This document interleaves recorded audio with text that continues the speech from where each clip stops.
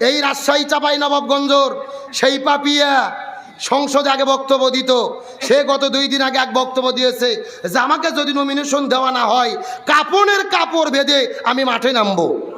মানে নমিনেশন যদি বিএনপি না দেয় ও কাপড়ের কাপড় পরে মাঠে নামবে।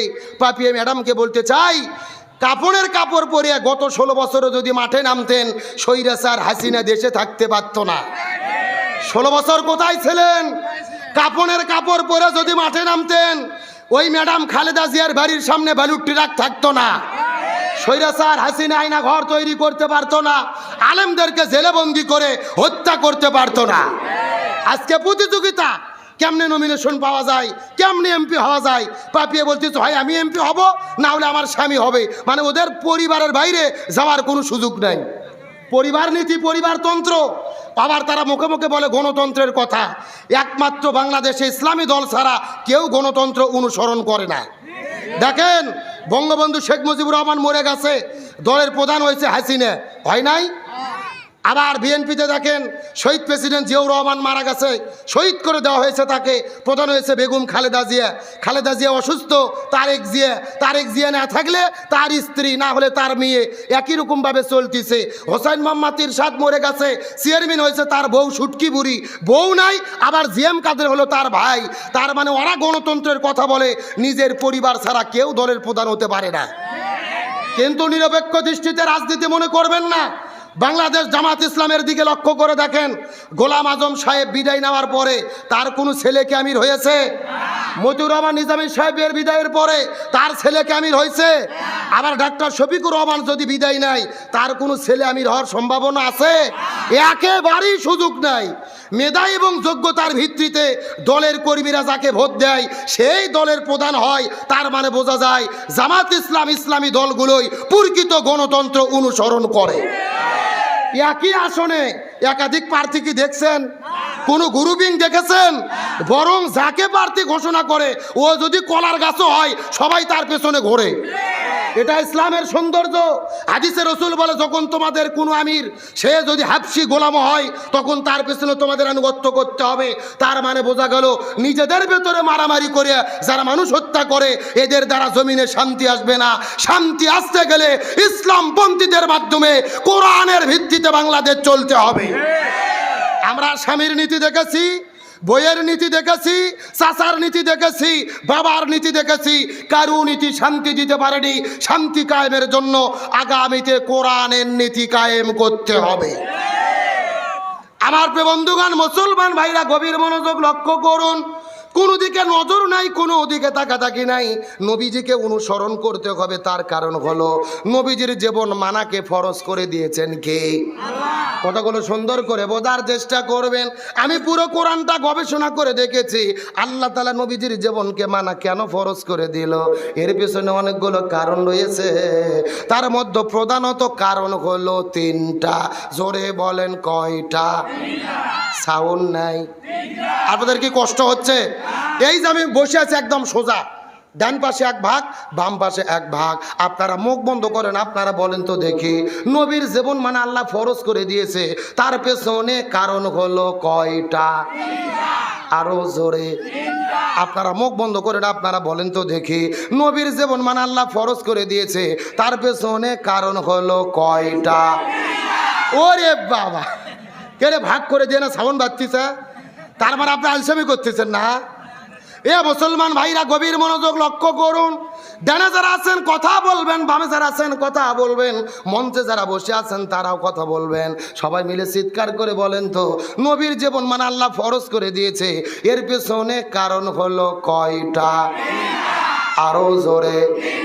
এই 3টা কারণের মধ্যে প্রথম নাম্বার কারণ কি? এই সম্পর্কে আল্লাহ কত চমৎকার করে পবিত্র কোরআনুল কারীমের মধ্যে বলেন, লাকাদ কানা লাকুম ফি রাসূলিল্লাহি উসওয়াতুন হাসানাহ। সূরা আহজাব 21 নম্বর পারার 19 নম্বর পৃষ্ঠার 2 নম্বর লাইন 21 নম্বর আয়াতে কারিমা তাফসীর ইবনে কাসিরের মধ্য থেকে বলতেছি, আল্লাহ বলে ইয়া রাসূলুল্লাহ, এ পৃথিবীর মানুষেরা নবীজির জীবন মানা তোমাদের জন্য ফরজ করে দিয়েছি। এর পেছনে কারণ হলো আমি নবীর জীবনের ভেতরে শ্রেষ্ঠ আদর্শ দান করেছি।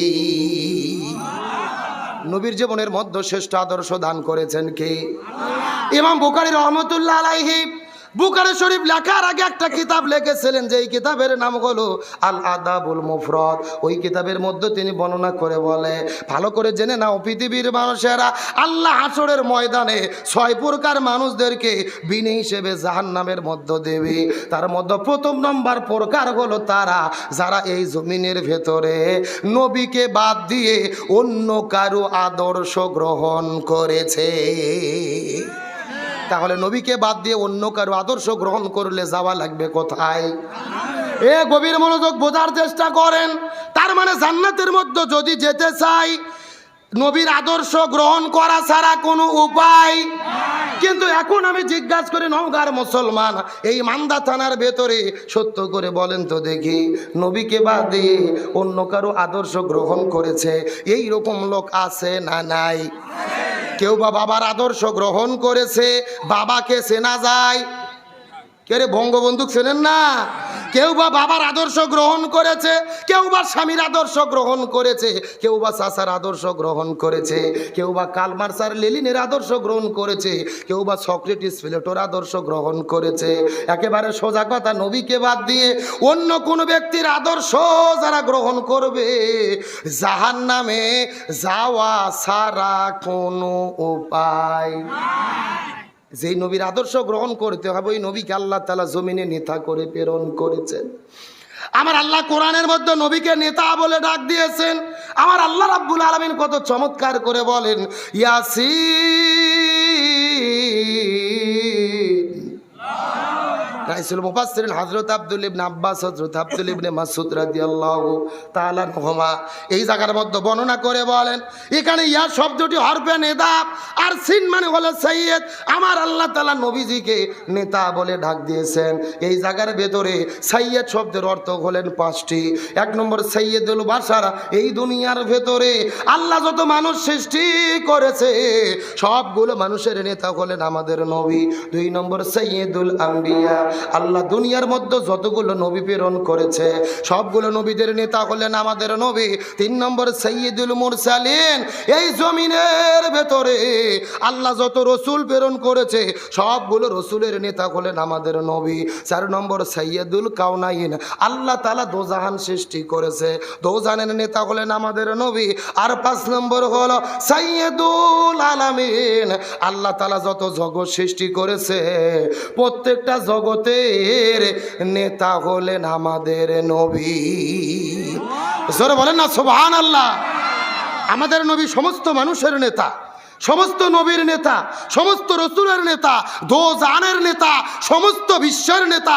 এখন আপনাদের প্রশ্ন করি, ওই নবীকে নেতা মানার দরকার আছে না নাই? আমার বন্ধুগণ মুসলমান ভাইরা গভীর মনোযোগ লক্ষ্য করুন।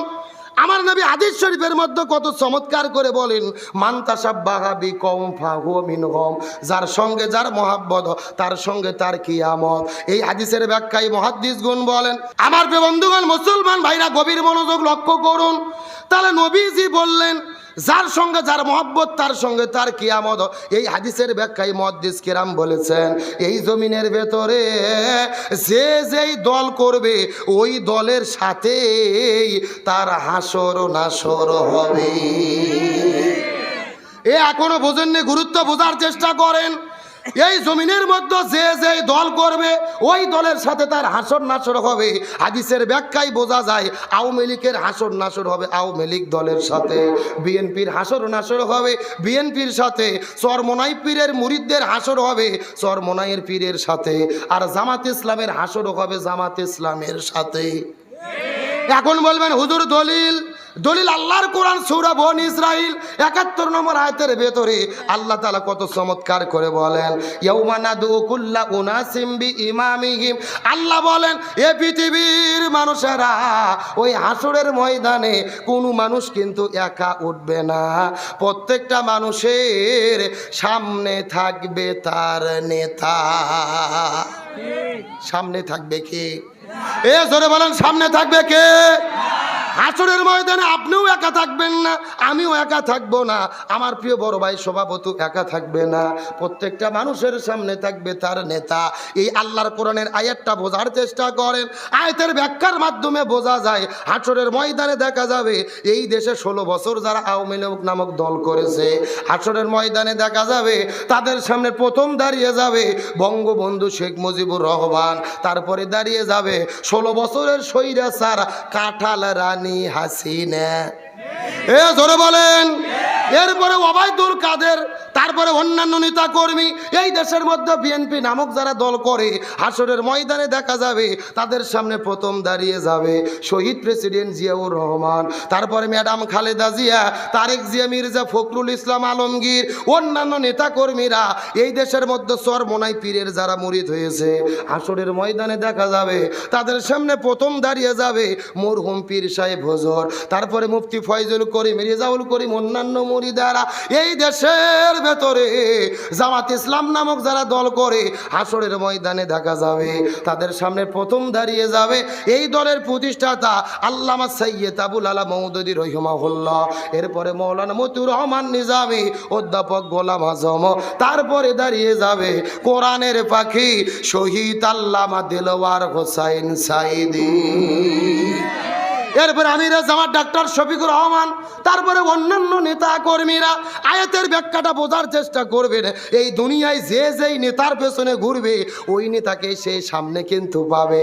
এখন আপনি এই দুনিয়ার ভেতরে ভালো নেতা বাদ দিয়া এমন নেতার পেছনে যদি আপনি ঘুরে থাকেন, যেই নেতা জনগণের চাল ডাল গমগুলো চুরি করে খায়, রাস্তা করার দায়িত্ব পাইলে রড বালু সিমেন্ট চুরি করে খায়, ব্রিজ করার দায়িত্ব পাইলে রডের বদলে বাঁশ ঢুকে দেয়, দেশের টাকা চুরি করে বিদেশে নিয়ে যায়, সিএনজি স্ট্যান্ড, বাস স্ট্যান্ড, টেম্পু স্ট্যান্ড দখল করে চাঁদাবাজি করে, এই রকম দলের নেতার পেছনে যদি ঘুরে থাকে, আল্লাহর কোরআন বলতিছে তাহলে আপনারা ধরা খাইয়ে বসে আছেন। এ কথা বলেন, কথা বলেন। এ নেতা মানা দুনিয়ার কোনো বিষয় নয়। এই দুনিয়াতে যেই নেতার পেছনে ঘুরবেন, ওই নেতাকে হাসরের সামনে পাবেন। এখন আপনি ভালো আলেমদেরকে নেতা হিসেবে চান, নাকি সুদকুর, ঘুষকুর, সিএনজি স্ট্যান্ড, বাস স্ট্যান্ড দখল করে চাঁদাবাজ করে এমন নেতাকে সামনে পেতে চান? বাড়িতে যাওয়ার পরে বউক নিয়ে বিছানাতে শুয়ে থেকে চিন্তা ভাবনা করে সিদ্ধান্ত নেবেন। কথা বল না, আমাকে এখানে টাকাতে ভাড়া করে আনে হাতত লাঠি দেয়নি যে আপনাদের পিঠে পিঠে ওয়াজ বুঝবো না। আমার দায়িত্ব কোরআনের বক্তব্য দেওয়া, মানা না মানা আপনাদের ব্যাপার। কথা বলে না কেন? তাহলে বলেন, আমরা ভালো নেতাদেরকে সামনে চাই কি চাই না? যে যেই নেতার পেছনে ঘুরবে, ওই নেতার সামনে থাকবে। যে যেই পীরের দরবারে ঘুরবে, ওই পীর